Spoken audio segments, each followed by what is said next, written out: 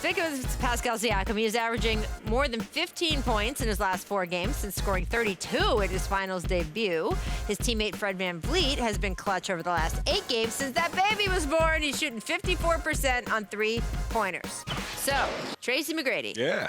One of our audience members asked you this during the break. They were trying to prep you for the show. I'm going to ask you on TV, though, who will be the bigger X factor tonight? And I'm going to isolate for you Pascal Siakam or Fred VanVleet. Pascal. How come? And the reason being is because if Pascal has one of those games like he had in game 1 where he was 14 for 17, and the reason he was 14 for 17 is because he got out in transition. He got easy baskets. That's right. You know, and before that, he was a little hesitant to shoot the outside shot. So he got going in transition. They gave him the ball mid-post. He went to work on that, and he gained confidence and started knocking down the outside shot. So once he started flowing that way, it opens up everything for his game. And you got VanVleet out there on the perimeter knocking down shots. He opens it up for everybody.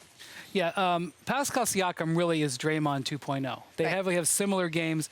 Draymond sort of pioneered the idea that a power forward could pull the ball off the glass, go all the way down, initiate the offense.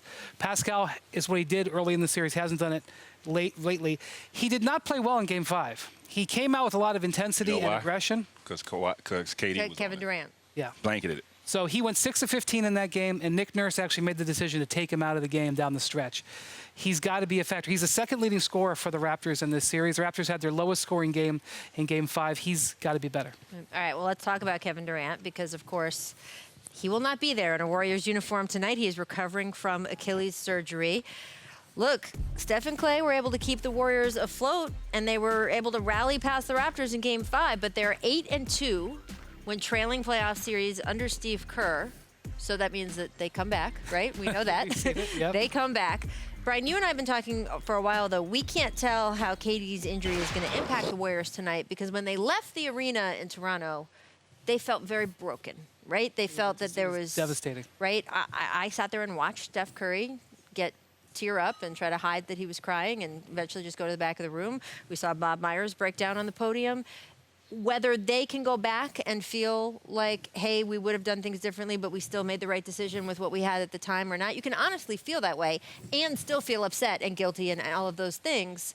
How do you think 2 or 3 days later their emotional state is going to be going into this game? So I was blown away impressed with how the Warriors reacted in the Houston series when Kevin first got hurt. I thought they were in serious trouble. They barely pulled the game out, just like they did in Game 5 here. They went to Houston for Game 6 and played brilliantly. I couldn't have been more impressed with their spirit. To me, that's the most important thing I want to see tonight. What is the Warriors' spirit? I know they have it within them to rise up. And, you know, I always say, and if there's sometimes in the NBA you have a crisis and it can create an opportunity, rallying around KD could create an opportunity here, and I think that the Warriors plan to make that a part of their pitch to the fans tonight. Tracy, they're already doing that. They're like, we're going to win this one for Kevin. I mean, my thing is, what was the narrative when KD wasn't playing? They can't win without KD, right? These guys hear all of that talk, and KD is out for this series. They have 2 games to prove that they can win without KD, and they want to prove that. I'm not worried about Steph. I'm not worried about Clay. Can they do it collectively? The other guys, can they step up and be a big factor of helping these guys win? I mean, look, Portland will tell you that they can win without KD.